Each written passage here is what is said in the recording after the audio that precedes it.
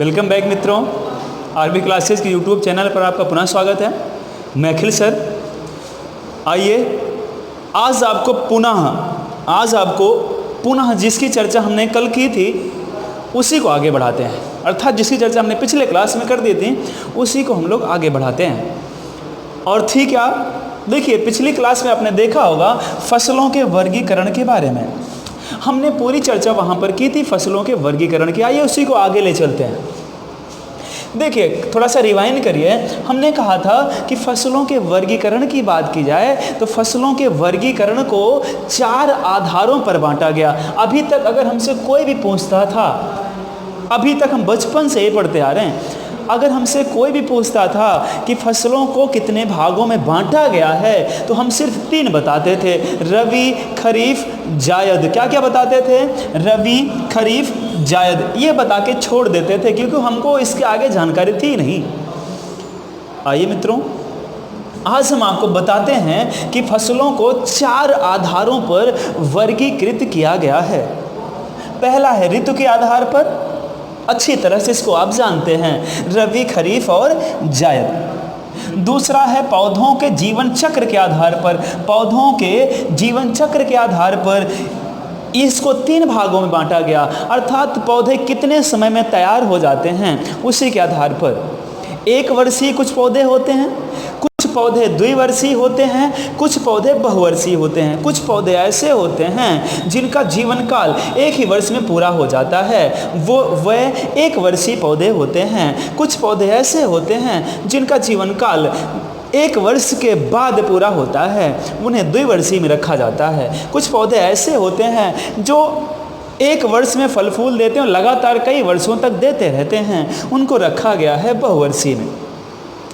भूमि के आधार पर इनको बांटा जाए तो भूमि के आधार पर भी इनको 3 भागों में बांटा गया। एक हल्की भूमि वाले पौधे, एक मध्यम भूमि वाले पौधे, एक भारी भूमि वाले पौधे। हल्की भूमि कहने का मतलब क्या है भैया? ऐसी भूमि जिसकी उर्वरक क्षमता कम हो, ऐसी भूमि जिसकी उपजाऊ क्षमता कम हो, वही हल्की भूमि है। अब हल्की भूमि में हम क्या उपजा सकते हैं, क्या पैदा कर सकते हैं, किसकी पैदावार हम ले सकते हैं? तो किसकी ले सकते हैं? देखिए हमने पॉइंट आउट कर दिया कुछ ना कुछ, ककड़ी, बाजरा, मूंग, इस तरह से कुछ पौधे ऐसे हैं, कुछ फसल ऐसी हैं जिनको हम हल्की भूमि में भी इनको उपजा सकते हैं। मतलब भूमि की उपजाऊ क्षमता कम होने के बाद भी इनका उत्पादन हम उसमें ले सकते हैं। क्लियर हो यहाँ तक? इसी में देखिए भैया मसूर का भी हम दे सकते हैं, मसूर को भी हम इसी में डाल सकते हैं। अगला आता मध्यम भूमि वाले, अर्थात मध्यम भूमि के आधार पर। मध्यम भूमि की बात की जाए तो अधिकतर जो सब्जियां हैं, सब्जियों के लिए भी बहुत ज़्यादा उर्वरक क्षमता वाले भूमि की ज़रूरत नहीं पड़ती है, उनके लिए भी कुछ कम ही हो तब भी काम चल जाएगा हमारा। तो मध्यम भूमि क्या बताएंगे? इसमें हम जितनी सब्जियां हमारी आती हैं, कद्दू, लौकी, जितना आप जानते हैं, परवर, करेला, जितना आप जानते हैं सब किस में आएंगे भैया? मध्यम भूमि वाले में आएंगे। अगला है भारी भूमि। भारी भूमि का मतलब क्या होता है? ऐसी भूमि जिसकी उर्वरक क्षमता अधिक हो, अर्थात ऐसी फसल जिसको हम उसी भूमि में उपजा सकते हैं जिनकी उर्वरक क्षमता इन दोनों की अपेक्षा कहीं अधिक हो। जैसे देखिए क्या क्या, चावल, कपास, गेहूँ, जौ, इन सबको हम उसी भूमि में उपजा सकते हैं, इनकी पैदावार उसी में ले सकते हैं जहाँ पर उपजाऊ क्षमता अधिक होगी। ये रही इतनी बात। अगली बात आती आर्थिक आधार पर। आर्थिक आधार पर बात की जाए तो कुछ होते हैं जिनको अनाज में रखा गया, जैसे आप जानते गेहूँ, चावल, ये सब किस में आएगा भैया? अनाज में आएगा। ये सब किस में आएगा? अनाज में आएगा। अगला हमने कहा मोटे अनाज, ज्वार, बाजरा, ये सब किस में आएंगे? मोटे अनाज में आएंगे। ज्वार, बाजरा, ये सब किस में आएगा भैया? मोटे अनाज में आएगा। अगला दलहन वाली फसलें, जितनी दाल वाली फसलें जितना आप जानते हैं, अरहर, मटर, उड़द, जितना आप जानते हैं, ये सब किस में आएगा भैया? दाल वाली फसलों में आएगा। अरहर, उड़द, मटर, ये सब किस में आएगा? दाल वाली में आएगा। चारे वाली फसलें कौन कौन सी होती हैं? देखिए जैसे हमने कहा बरसीम हो गई, हमारी बरसीम हो गई। और देखिए चारे वाली फसल के रूप में हम जानते हैं, देखिए बरसीम, मक्के का भी प्रयोग कहने के चारे वाली फसल के रूप में भी कर लिया जाता है कभी कभी। रेशे वाली फसल, जैसे हमने कहा रेशम, ये सब किस में आएगा भैया? रेशम जो लाख के कीट के द्वारा तैयार किया जाता है रेशम। एक देखिए इसमें छोटा होगा, नकदी फसल की बात कर ली जाए। नकदी फसल क्या होती है? नकदी फसल, नकदी फसल का मतलब होता है ऐसी फसल भैया जो जिसकी पैदावार के बाद हम सीधे वहाँ से मुद्रा की प्राप्ति कर सकें, वो नकदी फसल होती है। जैसे गन्ना हो गया, तंबाकू हो गई, कपास हो गया, जूट हो गया। तो मुख्यतः 4 फसलों को जानना है नकदी फसल के रूप में, गन्ना, तंबाकू, कपास, जूट। अब आइए एक एक करके चर्चा करते हैं। तो कल हम आशा करते हैं पिछले वीडियो में इतना हमने बताया था, आपने इसको नोट कर लिया होगा। तो जिन बच्चों ने पिछला वीडियो नहीं देखा था वो डिस्क्रिप्शन बॉक्स में जाकर हमारा पिछला वीडियो देख सकते हैं और इसको नोट कर लीजिए अच्छे से। इरेज करते हैं और आगे बढ़ते हैं। इसको पूरा नोट कर लीजिए। जो बच्चे नए अभी जुड़ रहे हैं हमसे लाइव, हाँ बिल्कुल हम देख पा रहे हैं कुछ लोग नए हैं इसमें, तो जो लोग नए हैं वो प्लीज़ इसको नोट कर लें और एक पर्टिकुलर नोट्स अपना बना लें। नोट करिए जल्दी से, ठीक है। चलिए इरेज करते हैं। स्क्रीनशॉट भी आप ले सकते हैं। अब देखिए पहला हमने कहा ऋतु के आधार पर फसलों का वर्गीकरण 3 प्रकार से किया गया। तो उसका वर्णन हम कर देते हैं। ऋतु के आधार पर जितनी चीज़ें यहाँ से पूछी जाती हैं वो सारी चीज़ें आपको हम क्लियर आउट करवा देते हैं। चलिए तो हमने कहा ऋतु के आधार पर, देखिए भैया हमने कहा ऋतु के आधार पर फसलों को 3 भागों में बांटा गया। पहली फसल कौन सी है? पहली फसल है रबी की फसल। अब देखिए कुछ बच्चे ऐसे हैं जो बच्चे ग्रामीण क्षेत्र से हैं, वो तो आसानी से समझ जाते हैं कि रबी खरीफ जायद क्या होती है। अगर रबी खरीफ जायद नहीं समझ पाएंगे, अगर हम कह देंगे कि गेहूं का उत्पादन, सरसों का उत्पादन, तो अच्छी तरह से समझ जाएंगे कब होता है उनका उत्पादन। लेकिन हो सकता है कुछ बच्चे ऐसे हों जिनका सरोकार यहाँ से ना हो, जिनकी जानकारी उनको ना हो, तो नहीं समझ पाएंगे, उनको समझने में थोड़ी दिक्कत होती है। तो ग्रामीण क्षेत्र के बच्चे फसलों को अच्छी तरह से समझ पाते हैं, अर्थात कृषि का जो टॉपिक होता है वो इसको अच्छी तरह से समझ पाते हैं। तो हमने कहा रबी की फसलों की बात की जाए तो रबी की फसलें, अब देखिए इसको कैसे हम जानेंगे। तो देखिए यहाँ एक छोटी सी ट्रिक आपको अगर बताएं हम, तो आपको अच्छे से पता होगा कि रबी किसका पर्यायवाची होता है। तो रबी सूर्य का पर्यायवाची होता है। तो यहाँ पर देखिए हमने कहा सूर्य में गर्मी होती है, ताप होता है सूर्य में, उसी की वजह से सब कुछ सारा सिस्टम हमारा चल रहा है।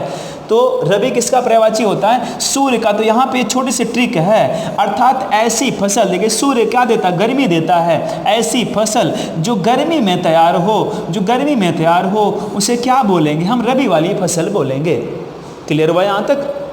अब इसमें हमसे पूछता है इनकी बुआई कब की जाती है, हमसे पूछता है कि इनकी बुआई कब होती है। तो ध्यान दीजिएगा, अगर हमसे पूछे इनकी बुआई कब होती है, तो बुआई के लिए हमको एक टॉपिक जानना पड़ेगा यहाँ पर। अब बुआई देखिए कब होती है, कटाई कब होती है। क्लियर हुआ? अब देखिए बुआई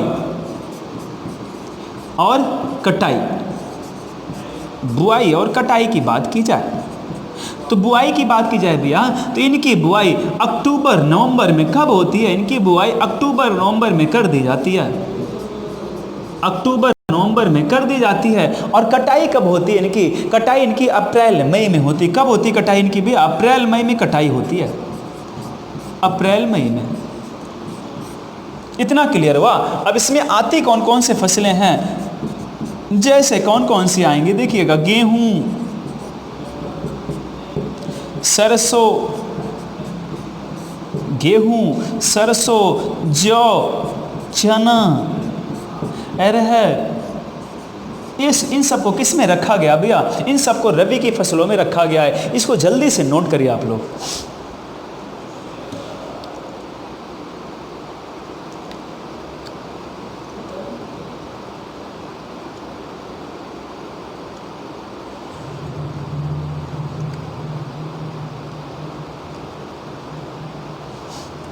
क्लियर हुआ? ठीक है, इतना नोट हो गया। देखिए इसमें प्याज, मसूर आदि इन सब फसलों को किस में रखा गया भैया? इन सब फसलों को रबी की फसलों में रखा गया है। नोट हो गया? चलिए मानते हैं नोट हो गया, इरेज करते हैं, आगे बढ़ते हैं हम। अगला आता है खरीफ की फसल। अगली कौन सी फसल आती है? खरीफ की फसलें। खरीफ की फसलों की बात की जाए तो देखिए स्पष्ट है, उसी को थोड़ा सा परिवर्तित कर दीजिए। अभी हमने कहा जिनकी कटाई कब हो? गर्मी में, और रबी की फसल होती हैं। खरीफ की फसल हम किससे बोलेंगे? ऐसी फसलें जिनकी कटाई कब हो, ठंडक में हो, अर्थात जिनकी कटाई अक्टूबर नवंबर में हो, नवंबर दिसंबर में हो, अर्थात ठंडक में हो, वही कौन सी फसलें होती हैं? खरीफ की फसलें होती हैं, खरीफ की फसलें। तो इनकी बात की जाए तो इनकी बुआई कब होती है? तो ध्यान से देखिएगा, इनकी बुआई कब होती है? बुआई और कटाई, बुआई और कटाई, अर्थात देखिए अभी जो चल रहा ना भैया, अभी जिनकी बुआई चल रही, जिनकी रोपाई अभी चल रही है, वो किसकी फसलें हैं? खरीफ की फसलें हैं। वैसे धान, देखिए धान की रोपाई शुरू हो गई है, वो किसकी फसलें हैं? खरीफ की। बिल्कुल रटना ही नहीं पड़ेगा आपको। तो खरीफ की फसलें देखिए, रोपाई भी चल रही ना, तो कौन सा मंथ चल रहा है? जून। तो देखिए कब इनकी रोपाई होती है? तो इनकी रोपाई कब होती है भैया? जून जुलाई में इनकी रोपाई होती है। कब होती है? जून जुलाई में इनकी रोपाई होती है। और कटाई कब होती है? वही अक्टूबर नवंबर में जाती है, नवंबर दिसंबर तक पहुंच जाती है। तो नवंबर दिसंबर में क्या होती है भैया? कटाई होती है।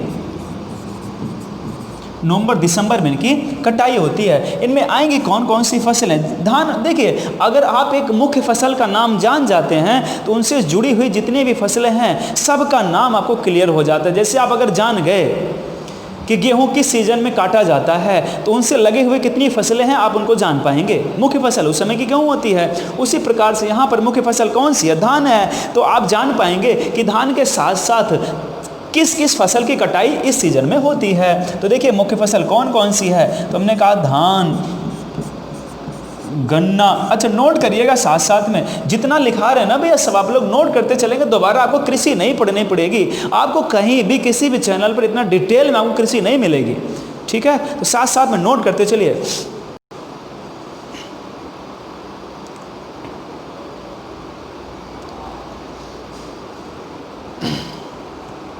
हुआ भैया?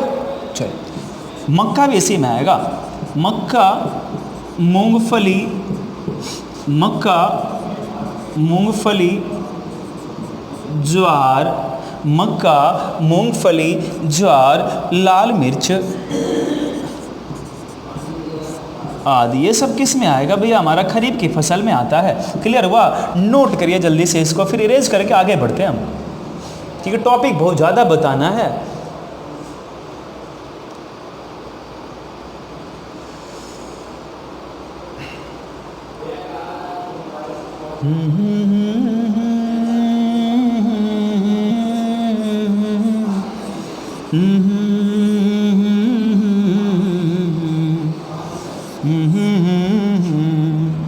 चलिए तीसरा टॉपिक आता है भैया। तीसरे टॉपिक की बात की जाए तो तीसरा टॉपिक आपका कौन सा आता है? जायद की फसल। कौन सी फसल आती है भैया आपकी? जायद की फसलें, जायद की फसलें।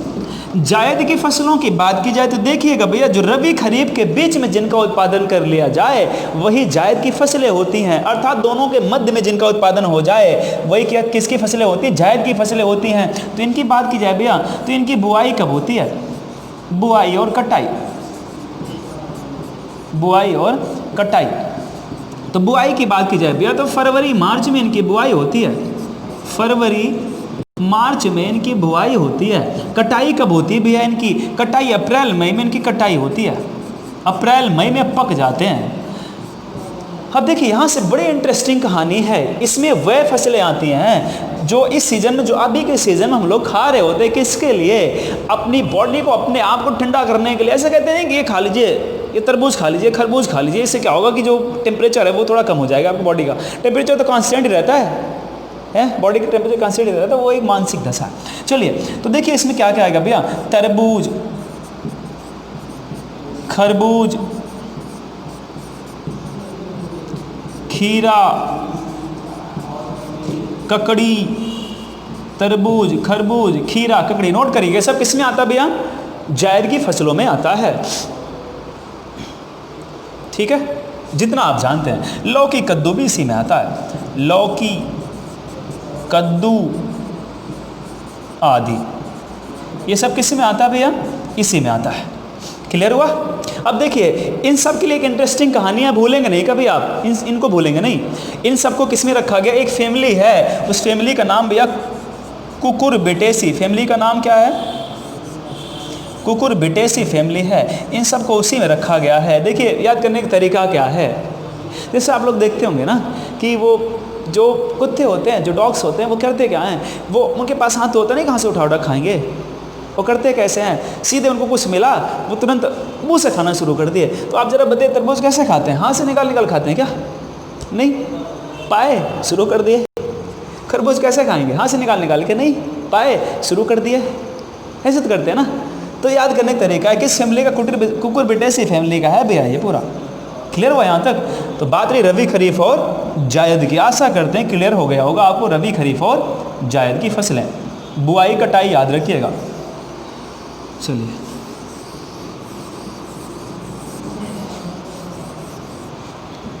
नोट हो गया, आगे बढ़ते हैं। देखिए अभी हमने कहा कि एक वर्षीय पौधे कौन कौन से होते हैं, द्विवर्षीय पौधे कौन कौन से होते हैं, बहुवर्षीय पौधे कौन से होते हैं। पौधों को जीवन चक्र के आधार पे पौधों को 3 भागों में बांटा गया। तो देखिए जीवन चक्र के आधार पर हमने कहा 3 भागों में बांटा गया। कौन कौन से पौधे भैया, हमने कहा 1 वर्षीय पौधे, 1 वर्षीय फसलें, 1 वर्षीय पौधे कौन कौन से होते हैं। तो 1 वर्षीय फसलों की बात की जाए, 1 वर्षीय पौधों की बात की जाए, देखिए हमने कहा कि ऐसे पौधे, ऐसी फसलें जिनका उत्पादन 1 वर्ष के अंदर हो जाए, वही तो 1 वर्षीय हैं, है ना। जिनका उत्पादन 1 वर्ष के अंदर ही हो जाए वो क्या होते हैं, 1 वर्षीय पौधे होते हैं। मतलब जो फल क्या दे दें भाई, 1 वर्ष के अंदर ही दे दें, वही 1 वर्षीय होते हैं। जैसे क्या क्या आएगा इसमें, धान, गेहूं, चना, मटर, जितना आप जानते, जितना भी आपके आसपास होता है ना भैया, जितना आपके आसपास होता है ना, सब 1 वर्षीय पौधे होते हैं। क्लियर हुआ, नोट करिएगा। अगला आता है भैया द्विवर्षीय, अगला आता है द्विवर्षीय। द्विवर्षीय नोट करिए इसको, फिर बताते हैं द्विवर्षीय। चलिए द्विवर्षीय का मतलब क्या होता है भैया, द्विवर्षीय का मतलब होता है कि जो 1 वर्ष में फल, 1 वर्ष में उनके अंदर क्या है, फूल आए, उनमें वृद्धि हो, फूल आए, लेकिन फल देना, बीज देना दूसरे वर्ष प्रारंभ करें। इनमें आते कौन कौन से हैं देखिएगा, नोट करिएगा, इंपॉर्टेंट है भैया। चुकंदर, गन्ना, प्याज, चुकंदर, गन्ना, प्याज, ये सब किस में आते हैं भैया, द्विवर्षीय में आते हैं। किस में आते हैं, द्विवर्षीय में आते हैं। अब आप सोच रहे होंगे चुकंदर तो तैयार हो जाता है, हम तो निकाल के खा लेते हैं उसको, वो नहीं बता रहे हैं भैया, हम बता रहे हैं बीज कब उनमें शुरू हो जाता है निकलना। तो बीज की बात कर रहे हैं यहाँ पे, हम यहाँ पर गन्ने के बीज की बात करें, आप तो कहेंगे कि 1 साल में गन्ना तैयार हो जाता है, ऐसा नहीं है। हमने कहा उसको बीज निकलने दीजिए, फिर देखिए कितने साल में तैयार होता है वो, अगले वर्ष 1 वर्ष से ज़्यादा का समय ले लेता है। प्याज भी उसी तरह से, आप कहेंगे हम तो प्याज बोते हैं, देखिए कभी कभी आप देखते होंगे प्याज बहुत जल्दी फूल निकल आता है, लेकिन बीज की बात करें, बीज पकने का समय 1 वर्ष वो ले लेगा, 1 वर्ष से ज़्यादा हो जाता है वो। तो याद रखिएगा द्विवर्षीय में चुकंदर, गन्ना, प्याज आदि आते हैं। लास्ट आता है भैया बहुवर्षीय। लास्ट कौन सा आता है, बहुवर्षीय। बहुवर्षीय की बात की, देखिए बहुवर्षीय में क्या आते हैं, कुछ घास वाली फैमिली के पौधे होते हैं, कुछ घास वाली फैमिली के पौधे होते हैं, वही किस में आते हैं, बहुवर्षीय में। जैसे नींबू घास, जैसे कौन कौन सा भैया, नींबू घास, नेपियर घास, नींबू घास, नेपियर घास। तो इस तरह से कुछ घास फैमिली के पौधे होते हैं जो कि बहुवर्षीय होते हैं, तो इनको भी याद रखिएगा। क्लियर हुआ यहाँ तक? चलिए नोट करिए जल्दी से, तीनों नोट करिए जल्दी से, फिर आगे बढ़ते हैं।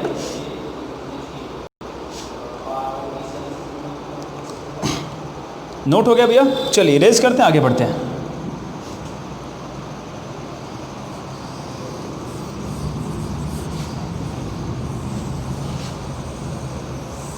चलिए अगली बात आती है, देखिए हमने कहा नकदी फसलों की बात की जाए। नकदी फसलें को देखिए, अभी तीसरा आधार आपको बताया गया, उसमें चर्चा हमने फिगर आउट में जब फिगर आउट किया था, जो हमने स्केच बनाया था वहीं पर कर दिया था कि तीसरा आधार बताया गया था कि भूमि के आधार पर। तो हमने कहा था हल्की भूमि वाले पौधे, मध्यम भूमि वाले पौधे, भारी भूमि वाले पौधे कौन कौन से होते हैं, उस चर्चा हमने वहीं कर दी थी।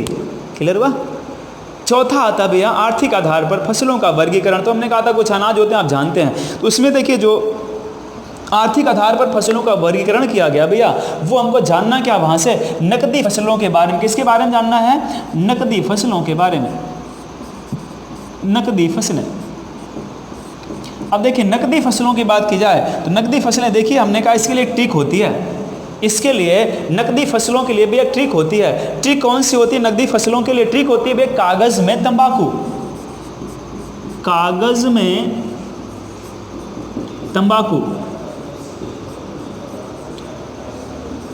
अब लाइव देख रहे हैं वो लोग सकत्ते में पड़ जाएंगे, जो लोग तंबाकू वंबाकू खाते होंगे वो लोग तो सकते में पड़ जाएंगे। देखिए सर ने ट्रिक बना दी, कागज़ में तंबाकू, और आप देखते भी होंगे जो लोग छुपा छुपा के रखते हैं कागज़ की पुड़िया में, है ना, कहीं छप्पर में खोस के रखते हैं, कहीं कहीं खोस के रखते हैं। चलिए, तो हमने कहा कागज़ में तंबाकू की बात की, ये तो ट्रिक है भैया किसकी, नकदी फसलों की। अब देखिए क्या क्या निकलता है यहाँ से।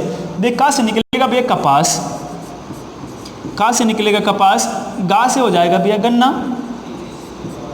जा से हो जाएगा भैया जूट, जा से जूट में साइलेंट है, और तंबाकू से तंबाकू, तंबाकू से तंबाकू। ये चार फसलें कौन सी फसलें होती हैं भैया, नकदी फसलें होती हैं। जल्दी से नोट करिए, फिर इनमें कुछ और आपको बताते हैं, इसके आगे भी कुछ और आपको बताते हैं, जल्दी नोट करिए इसको। चलिए नोट हो गया भैया। चलिए गन्ने से कुछ चीज़ें हम जान लेते हैं जो पूछा हमसे जाता है। गन्ने की बात की जाए भैया तो गन्ना एक कुल है जिसका नाम है ग्रैमिनी। गन्ना ग्रैमिनी कुल का पौधा होता है, ग्रैमिनी कुल का पौधा होता है। गन्ने के उत्पादन की बात की जाए, भारत के संबंध में बात की जाए भैया तो भारत में गन्ने का सर्वाधिक उत्पादन यूपी करता, कौन करता है, यूपी। गन्ने का सर्वाधिक उत्पादन यूपी करता है। लेकिन अगर पूछा जाए आपसे चीनी का सर्वाधिक उत्पादन कौन करता है भारत में, तो यूपी तो गन्ने का करता है, लेकिन चीनी का कौन करता है भैया, महाराष्ट्र। कौन करता है, महाराष्ट्र करता है। क्लियर हुआ, इसको याद रखिएगा। ये गन्ने का सर्वाधिक उत्पादन करता है, ये किसका करता है भैया, चीनी का सर्वाधिक उत्पादन करता है, कौन, महाराष्ट्र करता है। नोट डाउन करिए, जल्दी से जल्दी नोट करिए इसको, जल्दी नोट करिए, ठीक है। अगली बात कीजिए भारत के संबंध में, तो भारत भैया, भारत ब्राजील के बाद, भारत ब्राजील के बाद, ब्राजील के बाद दूसरे स्थान पर है। ब्राजील के बाद दूसरे स्थान पर है किसमें, गन्ने के उत्पादन में। भारत ब्राजील के बाद दूसरे स्थान पर है किसमें भैया, गन्ने के उत्पादन में। क्लियर हुआ इतना। जबकि आप जानते हैं कि क्यूबा, आपने नाम सुना होगा, इसको क्या बोला जाता है, चीनी का कटोरा।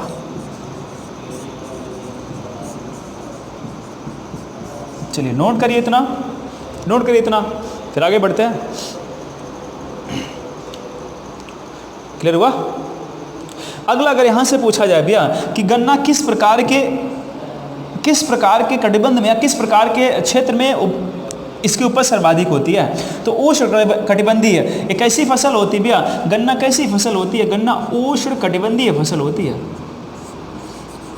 उष्ण कटिबंधीय फसल होती है गन्ना, उष्ण कटिबंधीय फसल कौन सी होती है भैया, गन्ना होती है। क्लियर हुआ यहाँ तक। चलिए, और गन्ने की बात की जाए भैया तो जो आप जानते हैं कपड़ा व्यापार, भारत का जो कपड़ा व्यापार था, कपास उत्पादन, कपड़ा व्यापार के बाद, जो कपास उद्योग के बाद, कपड़ा उद्योग के बाद दूसरा सबसे बड़ा कृषि उद्योग कौन सा है, गन्ना है। तो हमने कहा कि कपड़ा उद्योग के बाद, कपड़ा उद्योग के बाद, कपड़ा उद्योग के बाद, ये नोट हो गया भैया, नीचे वाला इरेज करते हैं इसको। चलिए इरेज करते हैं,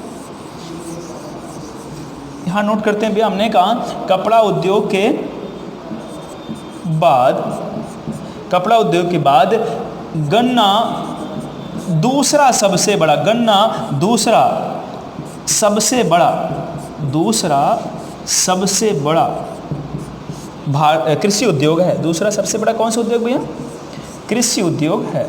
क्लियर हुआ यहाँ तक। इसको भी नोट करिएगा। अगर हमसे पूछ लिया जाए कपड़ा उद्योग के बाद भारत का दूसरा सबसे बड़ा उद्योग कौन सा है, तो कौन सा भैया, गन्ना। क्लियर हुआ। चलिए नोट करिए इसको, इसको नोट डाउन करिए, फिर अगला पॉइंट बताते हैं इसमें।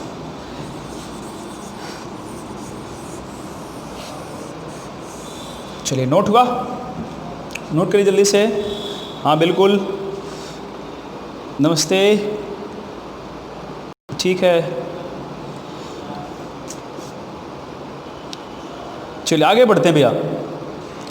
अब यहाँ से देखिए दो चीज़ें हैं। हमसे पूछता है चीनी तकनीकी संस्थान कहाँ पर है, हमसे पूछेगा भैया चीनी तकनीकी संस्थान कहाँ पर है। तो अगर हमसे पूछे कि भारतीय चीनी तकनीकी संस्थान कहाँ पर है? तो ये कहाँ पर भैया? कानपुर में। कहाँ पर है ये? कानपुर में।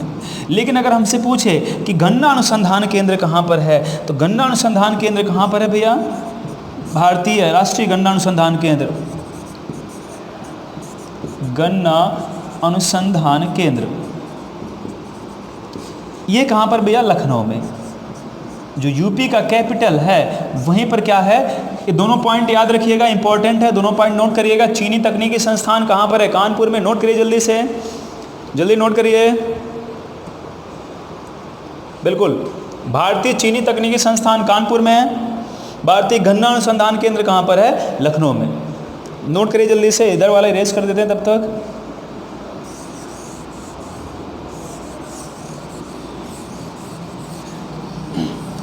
आप लोग मज़े लेके पढ़ते रहें, घर पर रहें, सुरक्षित रहें, और अपनी फ्यूचर के लिए, अपनी लाइफ के लिए हमेशा प्रयत्नरत रहें। क्योंकि देखिए ये समय नहीं रुकेगा, आप जरूर रुक जाएंगे भैया, लेकिन समय कभी नहीं रुकेगा, ये तो चलता ही रहेगा। तो डिपेंड इस पर करता है हम इसका सदुपयोग कैसे करते हैं। जानते हैं सब लोग, ऐसा कुछ नहीं, हम कोई नई बात आपको बता रहे हैं, बस ये हमारी मानसिक दशा होती है कि हम किस तरह से अपने समय का यूटिलाइजेशन कहाँ कर पा रहे हैं, है ना। और हमारी एक बात हमेशा याद रखिएगा, हमने कई बार कहा, हमने कई बार बताया इसको, आपको सिर्फ बदलना क्या है? सिर्फ ये बदलना है। ये देखिए, ध्यान से देखिएगा हम क्या बता रहे हैं, ये बदलिए बस। आपको अगर लग रहा नहीं हम सफलता से भटक रहे हैं, तो ज़रा सोचिए हम किस दिशा में हैं, बस यही चेंज करिए आप, है ना भैया। यही चेंज करिए, आपकी ये तो अपने आप बदल ही जाएगी। तो हमेशा मेरी एक बात को दिमाग में रखिएगा, दिशा बदलनी है, दशा तो खुद ब खुद बदल जाती। चलिए हमारे लिए नोट हो गया होगा, चलिए आगे बढ़ते हैं, आगे बढ़ते हैं। दूसरा भैया कपास, दूसरा कौन सा भैया? कपास। कपास की बात की जाए भैया, देखिए आपको अच्छे से पता है कि कपास का उत्पादन जो होता है वो किस मिट्टी में होता है? काली मिट्टी में। किस मिट्टी में होता है? काली मिट्टी में, काली मृदा में होता है। इसीलिए इस काली मिट्टी को कपासी मृदा के नाम से भी जाना जाता है, कपासी मृदा के नाम से भी जाना जाता है। और इस मृदा का सर्वाधिक विस्तार कहाँ पर है? गुजरात में। कहाँ पर भैया? गुजरात में इस मृदा का विस्तार सर्वाधिक है। तो जरा सोचिए, अगर हमसे कोई पूछे कि कपास का सर्वाधिक उत्पादन किस राज्य में होता है, तो क्या बताएंगे? गुजरात ही तो बताएंगे। ऐसा इसलिए क्योंकि भैया काली मिट्टी का विस्तार सर्वाधिक कहाँ है? गुजरात में है। और आपको पता है कि कपास का उत्पादन सर्वाधिक किस मिट्टी में होता है? काली मिट्टी में होता है। नोट करिए जल्दी से, फिर आगे बढ़ते हैं कपास। अब देखिए, अगर हमसे पूछा जाए देश का सबसे बड़ा संगठित क्षेत्र, जो देश का, अभी हमने बताया कि सबसे बड़ा कपड़ा उद्योग है, और देश का सबसे बड़ा संगठित क्षेत्र भी क्या है? कपास है। देश का सबसे बड़ा, देश का सबसे बड़ा संगठित क्षेत्र किस उत्पादन में लगा हुआ भैया? ये देखिए कपास में लगा हुआ कपड़ा, इसीलिए सर्वाधिक भारत से व्यापार होता है। क्लियर हो? यहाँ तक नोट करिए जल्दी से, फिर आगे बढ़ते हैं हम। जी नोट हो गया। चलिए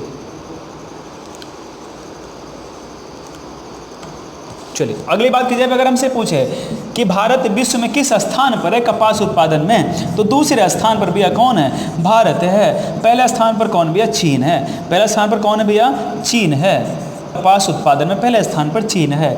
जबकि क्षेत्र की बात की जाए तो सर्वाधिक क्षेत्र कहाँ है भैया इसका? भारत में है, लेकिन उत्पादन कौन करता है? चीन करता है। ये बात होती है ना। हम कई बार कहते हैं भैया कि दिमाग किसी के पास कम या ज़्यादा नहीं होता है, डिपेंड इस पे करता है कि हम दिमाग का प्रयोग कितना कर पा रहे हैं और किस दिशा में कर पा रहे हैं। चलिए नोट कर लिए, इसको इरेज करते हैं।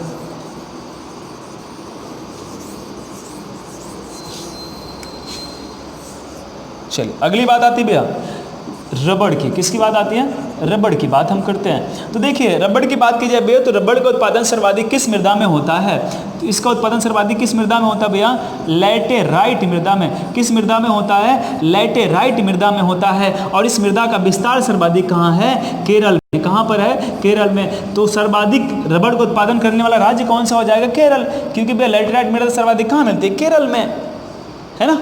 लैटेराइट मृदा सर्वाधिक केरल में मिलती है और लैटेराइट मृदा में ही रबड़ का सर्वाधिक उत्पादन होता है। तो सर्वाधिक उत्पादन करने वाला राज्य कौन सा हो जाएगा? केरल हो जाएगा। नोट करिए जल्दी से, ठीक है। लेकिन अगर विश्व में पूछे भैया, विश्व में अगर पूछा जाए कि सबसे ज़्यादा रबड़ का उत्पादन करने वाला देश कौन सा है, तो भैया थाईलैंड। कौन सा देश भैया? थाईलैंड सबसे अधिक रबड़ का उत्पादन करने वाला देश है। भारत का स्थान कौन सा है? भारत का स्थान भैया चौथा। कौन सा है? भारत का स्थान चौथा। याद रखिएगा, रबड़ के उत्पादन में पहले स्थान पर है थाईलैंड, चौथे स्थान पर कौन भैया? भारत।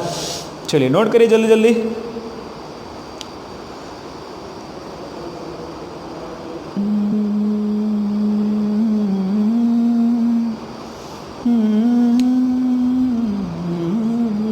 चलिए नोट हो गया, आगे बढ़ते हैं। खुदा करे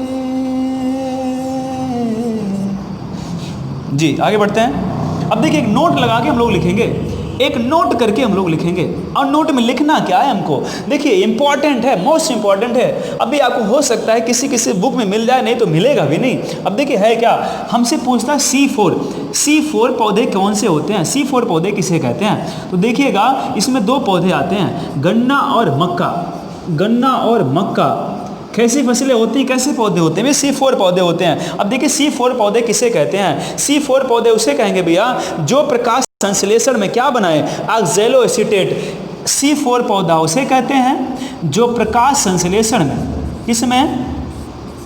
प्रकाश संश्लेषण में क्या बनाए? प्रकाश संश्लेषण में ऑक्सैलो एसीटेट क्या बनाए भैया? ऑक्सैलो एसीटेट बनाए। उसे क्या बोलेंगे हम? एसीटेट बनाए, उसे क्या बोलेंगे? C4 पौधे। और C4 पौधे सिर्फ दो हैं, कौन कौन से? गन्ना और मक्का। नोट करिए जल्दी से, इसको नोट करिए फिर इरेज करते हैं।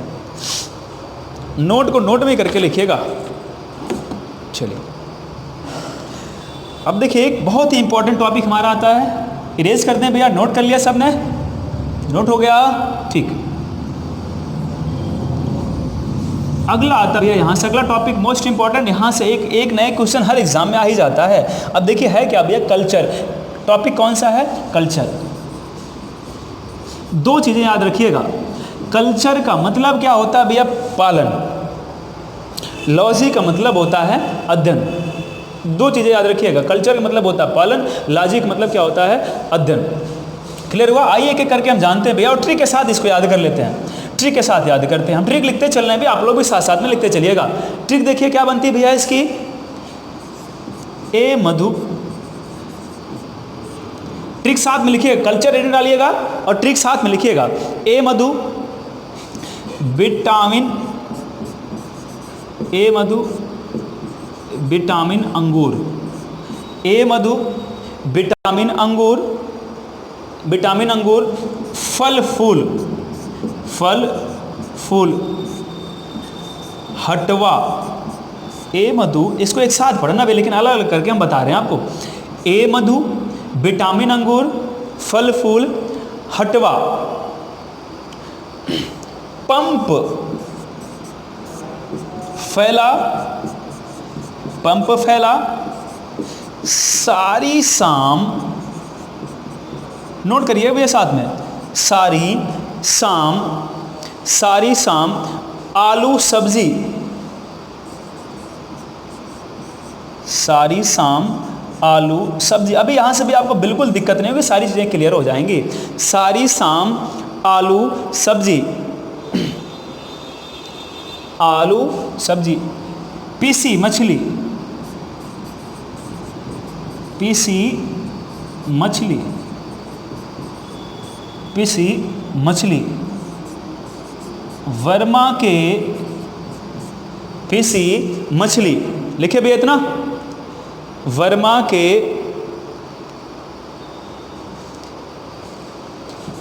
एरोप्लेन, वर्मा के एरोप्लेन से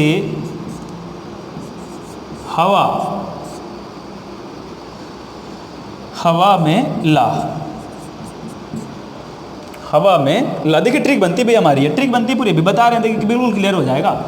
फिर से देखिएगा, ए मधु विटामिन अंगूर फल फूल हटवा, पंप फैला, सारी शाम, आलू सब्जी, पीसी मछली बर्मा के एरोप्लेन से हवा में ला, है ना। अब देखिए क्या क्या हो जाएगा भैया यहाँ पे। देखिए हमने कहा ए से क्या हो जाएगा भैया, ए से एपीकल्चर, ए से एपीकल्चर, और मधु से भैया मधुमक्खी। एपीकल्चर का संबंध किससे है, मधुमक्खी पालन से। कल्चर मतलब क्या होता है भैया, पालन। तो क्या हो जाएगा यहाँ पर, मधुमक्खी पालन। क्लियर हुआ, मधुमक्खी पालन। दूसरा है भैया विटामिन अंगूर। अब विटामिन हो जाएगा भैया विटीकल्चर, विटीकल्चर, विटीकल्चर। और देखिए अंगूर लगा हुआ ना, विटीकल्चर के तहत किसका उत्पादन होता है भैया, अंगूर का पालन या उत्पादन यहाँ पर हो जाएगा, किसका हो जाएगा भैया, अंगूर का। अगर अगला देखिए भैया फल है ना, तो यहाँ हो जाएगा फ्लोरी, फ्लोरी कल्चर, फ्लोरिकल्चर। इससे किसका होगा भैया, फूल का उत्पादन, फूल का उत्पादन। क्लियर हुआ। देखिए हटवा है ना भैया, हटवा से हार्टिकल्चर, हट से हार्टिकल्चर, हार्टिकल्चर, है ना। हट से भैया क्या हो जाएगा, हार्टिकल्चर। क्लियर हुआ इतना। और देखिएगा वाह से क्या हो जाएगा, बागवानी। जो बागवानी वाली फसलें होती है ना भैया, बागवानी से सेब, आम, अंगूर, ये सब किसमें आएंगे, बागवानी फसलें आती है। देखिए अगला भैया पंप फैला। अगला क्या भैया, पंप फैला। तो पंप से क्या हो जाएगा, पोमो कल्चर। पंप से क्या हो जाएगा भैया, पोमो कल्चर, पोमो कल्चर। और देखिए पोमो कल्चर फैला है ना भैया, तो पोमो कल्चर के तहत किसका अध्ययन होता है कि पोमो कल्चर के तहत किसका पालन, किसका उत्पादन होता है भैया, किसका उत्पादन कर लिया जाता है पोमो कल्चर के तहत, फल का। किसका होता है, देखिए फैला है ना भैया, तो फैला से क्या हो जाएगा, फल का उत्पादन। किसका उत्पादन हो जाएगा भैया, फल का उत्पादन। आगे स्पेस नहीं, इसलिए उत्पादन नहीं लिख पा रहे हैं, आप समझते जाइएगा। अगला देखिए भैया सारी शाम। अगला कौन सा आता है टॉपिक में, सारी शाम। सारी से हो जाएगा भैया सेरीकल्चर। देखिए सारी से क्या हो जाएगा भैया, सेरीकल्चर, सेरीकल्चर। और शाम से क्या हो जाएगा, रेशम, है ना, रेशम पालन, रेशम उत्पादन। अगला देखिएगा भैया आलू सब्जी। क्या दिया गया, आलू सब्जी। तो आलू से हो जाएगा ओलेरी कल्चर। देखिए आलू से क्या हो जाएगा भैया, ओलेरी कल्चर, ओलेरी कल्चर, है ना। अब देखिए सब्जी, बिल्कुल, तो सब्जियों का उत्पादन, सब्जियों का उत्पादन। अभी रिवीजन एक बार पुनः करवा देते हैं। अगला देखिए भैया पीसी मछली है ना, देखिए भैया तो पीसी कल्चर, पीसी कल्चर के तहत क्या आता है, मछली उत्पादन। पीसी कल्चर, इसके तहत क्या आएगा भैया, मछली उत्पादन। क्लियर हुआ। ये देखिए भैया अगला है ना वर्मा के, वर्मी कल्चर। देखिए वर्मा के क्या हो जाएगा भैया, वर्मी कल्चर, वर्मी कल्चर के है ना भैया, तो के से क्या हो जाएगा, केचुआ उत्पादन या केचुआ पालन। क्लियर हुआ। तो वर्मी कल्चर से केचुआ पालन। देखिए एरोप्लेन से हवा में ला दिया गया भैया, एरोप्लेन से हवा में ला। इसके लिए ट्रिक क्या बनती है, तो एरोप्लेन से क्या हो जाएगा भैया, एरोपोर्टिक। क्या हो जाएगा, एरोपोर्टिक। एरोप्लेन से क्या हो जाएगा भैया, एरोपोर्टिक, एरोपोर्टिक। इसमें इसका मतलब क्या होता है भैया, एरोपोर्टिक का मतलब होता है हवा में पौधे उगाना, हवा में पौधे उगाना। ये किसके तहत आता है, एरोपोर्टिक के अंतर्गत। फिर से हम रिवीजन करेंगे इसका, फिर से देख लीजिएगा। हमने ट्रिक बताई आपको, ए मधु, ए से एपीकल्चर और मधु से भैया मधुमक्खी पालन। विटामिन अंगूर, विटामिन से हो जाएगा भैया विटीकल्चर, अंगूर से अंगूर। फल फूल, फल से देखिएगा भैया फ्लोरिकल्चर और किसका उत्पादन, फूल का उत्पादन। हटवा, हट से हार्टिकल्चर। देखिए हार्टिकल्चर, हट से, वाह से क्या, बागवानी, आम, अंगूर, सेब, ये सब किसमें आता है, बागवानी में आता है। पंप फैला, पंप से भैया पोमो कल्चर, और पोमो कल्चर के तहत किसका उत्पादन होता है, फल का उत्पादन। किसका उत्पादन होता है भैया, फल का उत्पादन होता है। अगला हमने कहा सारी शाम, सारी से सेरीकल्चर और शाम से रेशम कीट पालन जो होता है। अगला भैया आलू सब्जी, आलू से ओलेरी कल्चर और सब्जी से क्या हो जाएगा, सब्जियों का उत्पादन। इधर देखिए पीसी मछली, पीसी से पीसी कल्चर, मछली से मछली पालन। अगला भी हमने कहा वर्मा के, वर्मा से भैया वर्मी कल्चर और के से हो जाता केचुआ। तो आपको बिल्कुल रटना ही नहीं है, अगर आपने पूरी ट्रिक पढ़ ली तो कल्चर आपको पूरा क्लियर हो जाता है, कल्चर कभी नहीं भूलेंगे आप। अगला भैया एरोप्लेन से हवा मेला, एरोप्लेन से क्या हो जाएगा भैया, एरोपोल्टिक, जिसका मतलब होता है हवा में पौधे उगाना। तो जल्दी से इसको नोट करेंगे या स्क्रीनशॉट भी आप ले सकते हैं, जल्दी करिए फिर इरेज करते हैं। जी सब लोग जी नमस्ते, अच्छे से पढ़ते रहें, वीडियो को पूरा देखें, अंत तक देखें, आपको सारी चीज़ें समझ में आएंगी, सब कुछ क्लियर होगा। इतना हुआ, चलिए अब थोड़ा सा अगर इधर हो गया थोड़ा सा इरेज करते हैं हम, थोड़ा सा एक दो पॉइंट इरेज करते हैं। अब देखिए भाई एक दो पॉइंट इरेज करके हम बताते हैं कि आपको दो पॉइंट ऐसे हैं जो बिना ट्रिक के हैं, वो है क्या क्या भैया, इंपॉर्टेंट भी बिना ट्रिक के हैं। एक्वा कल्चर का क्या भैया, aqua culture, aqua culture, aqua culture का मतलब क्या होता है भैया, जो व्यापारिक मछलियां, व्यापारिक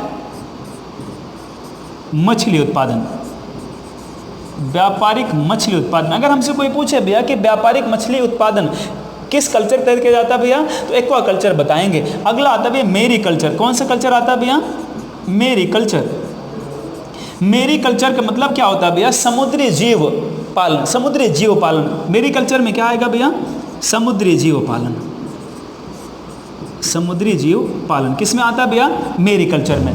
पूरा नोट करिएगा, फिर इरेज करते हैं और आज का लास्ट टॉपिक आपको बताते हैं क्रांतियों के बारे में, कृषि से जुड़ी हुई क्रांतियों के बारे में, जल्दी नोट करिएगा। चलिए इधर से इरेज करते चलते हैं हम।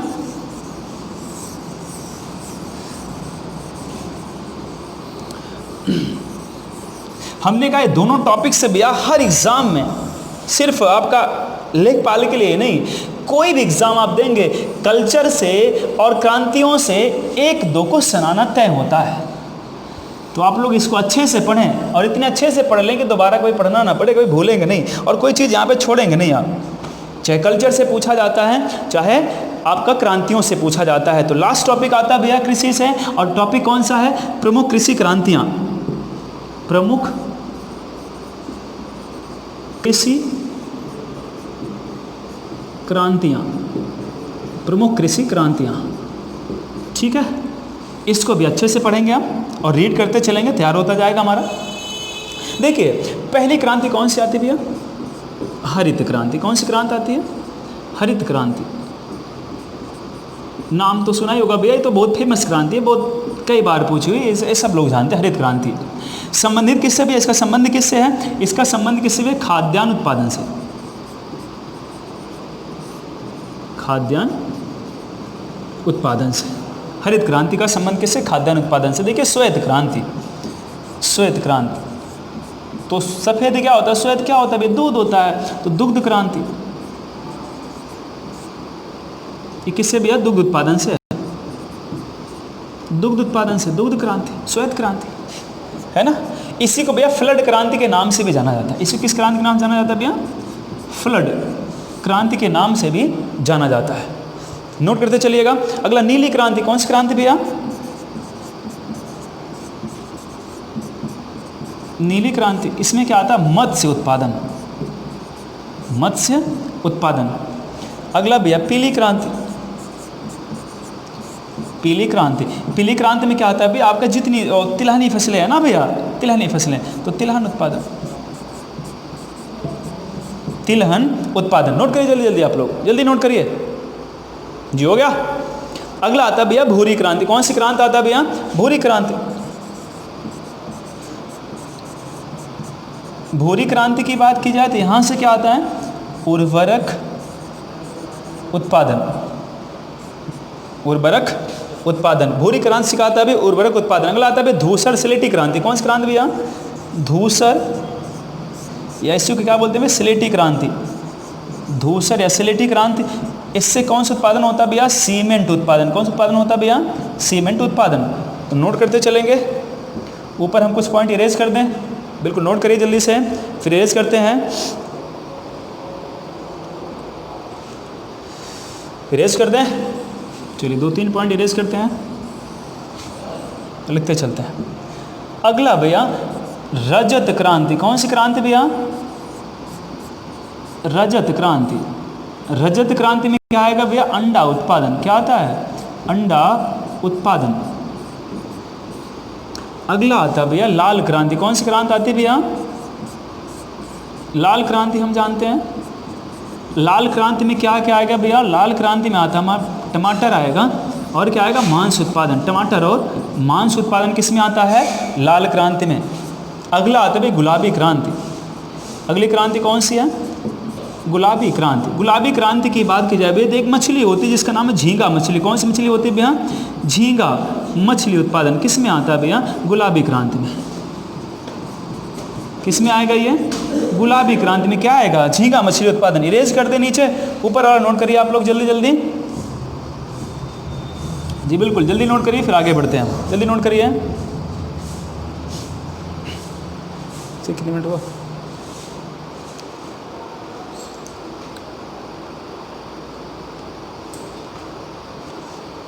चलिए नोट किया भैया सबने इतना, और सब लोग साथ में रीड भी करते चलेंगे, कभी दोबारा पढ़ना नहीं पड़ेगा क्रांतियाँ, और एक बार पढ़ लिए तो भूलेंगे भी नहीं। अगला बादामी क्रांति आता है भैया। अगली कौन सी क्रांति आती है? बादामी क्रांति आती है। बादामी क्रांति में क्या आएगा? मसाला उत्पादन। बादामी क्रांति में क्या आएगा भैया? मसाला उत्पादन। ठीक है, बादामी क्रांति मसाला उत्पादन। अगला आता है कृष्ण। कृष्ण या इसी को बोलते हैं काली क्रांति। कृष्ण या काली क्रांति, इसमें क्या आएगा? कृष्ण या काली क्रांति में आता है भैया बायोडीजल उत्पादन। बायोडीजल उत्पादन। अब यहाँ से देखिए क्वेश्चन और हमसे बढ़ा देता भैया कि बायोडीजल के उत्पादन के लिए किस प्लांट का प्रयोग किया जाता है? बायोडीजल के लिए किस प्लांट का प्रयोग किया जाता है? तो उस प्लांट का नाम क्या भैया? जेट्रोफा। प्लांट का नाम क्या है? जेट्रोफा। इसको भी याद रखिएगा, यहीं पर प्लांट का नाम क्या? जेट्रोफा प्लांट है, नोट करिएगा।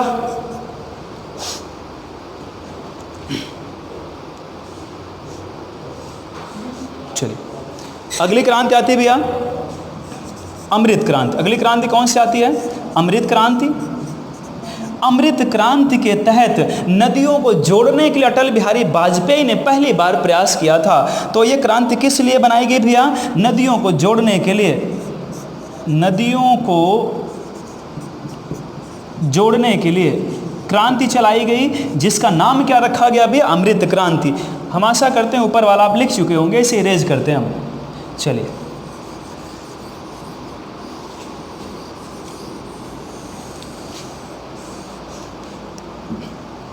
अब देखिए, एक क्रांति चलाई गई भैया जो सबको साथ में लेकर चलती थी। एक क्रांति चलाई गई सबको साथ में लेकर चलने के लिए, नाम रखा गया इंद्रधनुषीय क्रांति। कौन सी क्रांति रखा गया भैया? इंद्रधनुषीय क्रांति। इंद्रधनुषीय क्रांति, इसका मतलब क्या होता है? इंद्रधनुषीय क्रांति, जैसे आप देखते हैं ना इंद्रधनुष में 7 रंग होते हैं, उसी तरह से सभी क्रांतियों को, जितनी क्रांतियां चलाई गई थी, उन्हीं क्रांतियों को एक साथ लेकर चलने के लिए, या क्रांतियों पर निगरानी रखने के लिए, क्रांतियों पर निगरानी रखने के लिए एक क्रांति चलाई गई जिसका नाम रखा गया इंद्रधनुषीय क्रांति। क्लियर हो यहाँ तक? ठीक। अगला आता भैया, अगला आता गोल क्रांति। अगली कौन सी क्रांति आती है? गोल क्रांति। गोल क्रांति की बात की जाए तो देखिए, गोल से स्पष्ट है, सब्जियों का राजा किसे कहा जाता है? आलू को। तो आलू उत्पादन के लिए क्या चलाई गई? गोल क्रांति। गोल क्रांति किसके लिए चलाया गया भैया? आलू उत्पादन के लिए चलाया गया गोल क्रांति। क्लियर हुआ? अगली क्रांति कौन सी भैया? हरित सोना क्रांति। कौन सी क्रांति चलाई गई भैया? हरित सोना क्रांति। हरित सोना क्रांति। हरित सोना क्रांति क्या है? देखिए, जो हम बताने जा रहे हैं यही पूरे विश्व की सबसे बड़ी घास है, और है क्या भैया? बांस। बांस उत्पादन के लिए चलाई गई हरित सोना क्रांति, और बांस वर्तमान में विश्व की सबसे बड़ी घास है। विश्व की सबसे बड़ी घास, विश्व की सबसे बड़ी घास, इसको भी साथ में नोट करिएगा। ये क्वेश्चन अधिकतर पूछ लिया गया है कि विश्व की सबसे बड़ी घास कौन सी है? बांस है।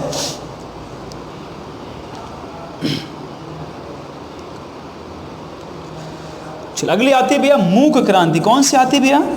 मूक क्रांति। मूक क्रांति की बात की जाए तो मूक क्रांति भैया मोटे अनाज के लिए चलाई गई, मोटे अनाज उत्पादन के लिए चलाई गई। कौन सी क्रांति चलाई गई? मूक क्रांति चलाई गई।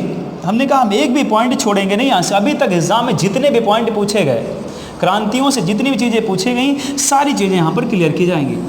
बस वीडियो के अंत तक आप लोग बने रहें।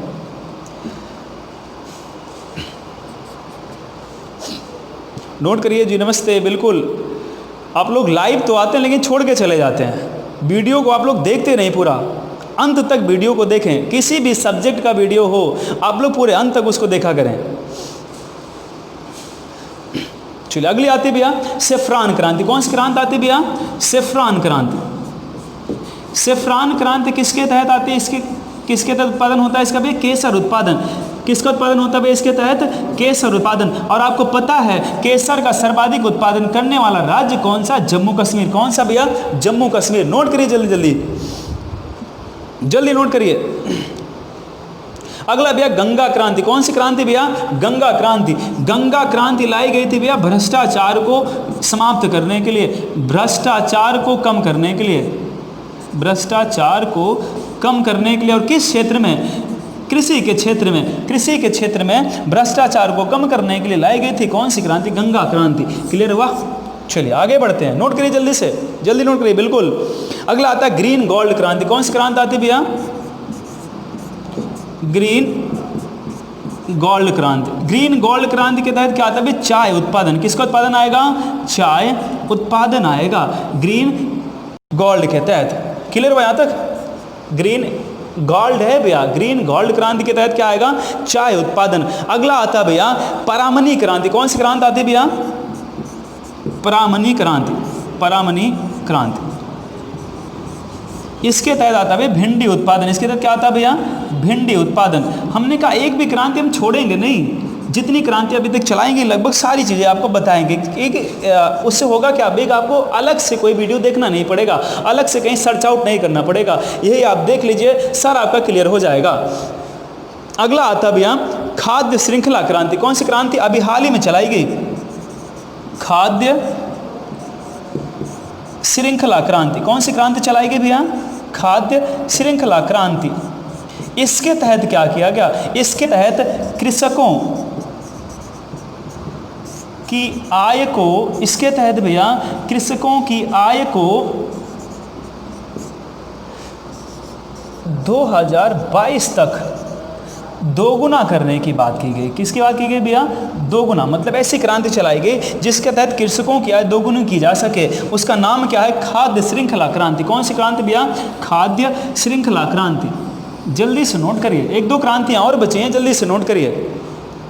अगला आता भैया खाकी क्रांति। कौन सी क्रांति आती भैया? खाकी क्रांति। अगला आता है खाकी क्रांति। इसके तहत क्या होता है? खाकी क्रांति के तहत चमड़ा उत्पादन। किसका उत्पादन किया जाता है भैया? इसके तहत चमड़ा उत्पादन खाकी क्रांति के तहत किया जाता है। जल्दी से नोट करिए और साथ में रीड करते चलिए सब लोग। अगला भैया व्हाइट गोल्ड क्रांति। व्हाइट गोल्ड क्रांति। व्हाइट गोल्ड क्रांति के तहत क्या होता है भैया? कपास उत्पादन। किसका उत्पादन होता है भैया?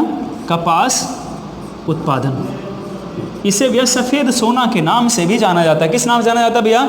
इसे सफ़ेद सोना के नाम से भी जाना जाता है। लास्ट क्रांति जानते हैं भैया हम, उसका नाम है सूर्योदय क्रांति। क्या नाम है? सनराइज क्रांति या सूर्योदय क्रांति भी उसे कहा जाता है। इलेक्ट्रिक उद्योग संबंधित है कौन सा? सूर्योदय क्रांति। ये भी कृषि से तो नहीं लेकिन एक्स्ट्रा था, एक अलग से आपको बता दें। सूर्योदय क्रांति भी किसके लिए है? इलेक्ट्रिक उद्योग संबंधित क्या है? सूर्योदय क्रांति। सूर्योदय क्रांति। क्लियर हुआ यहाँ तक? तो दोस्तों हम आशा करते हैं, स्क्रीनशॉट आप ले सकते हैं। दोस्तों हम आशा करते हैं कि आप ने अगर ये पूरा वीडियो देख लिया होगा कृषि का, फसल का, तो जिम्मेदारी हमारी है कि आप एक भी टॉपिक यहाँ से मिस नहीं करेंगे। जितनी चीज़ें अभी तक पूछी गई, जो चीज़ें पूछी जा सकती हैं, हर बिंदु को पॉइंट आउट करते हुए आपको इतना बताया गया। तो आप लोग वीडियो को अच्छे से देखें, ज़्यादा से ज़्यादा देखें। आप लोग देखिए, बार बार हर वीडियो के अंत में बताया जाता है, हर वीडियो के अंत में बताया जाता है भैया कि ज़्यादा से ज़्यादा शेयर करें, लाइक करें, सब्सक्राइब करें, करने कोई मतलब ही नहीं रह जाता उसका। क्यों? क्योंकि आप लोग करते ही नहीं हैं। वीडियो को देख लेते, ना तो लाइक करेंगे, ना तो शेयर करेंगे, ना तो सब्सक्राइब करेंगे। तो हम आपसे करबद्ध निवेदन करते हैं कि आप लोग प्लीज़ इसको किया करिए, उससे हमारा मनोबल बढ़ता है। आप जितना शेयर करेंगे, जितना लाइक करेंगे, जितना सब्सक्राइब करेंगे, उतना हमारा मनोबल बढ़ेगा। तो आप इसको ज़्यादा से ज़्यादा करें और वीडियो को पूरा देखें। धन्यवाद।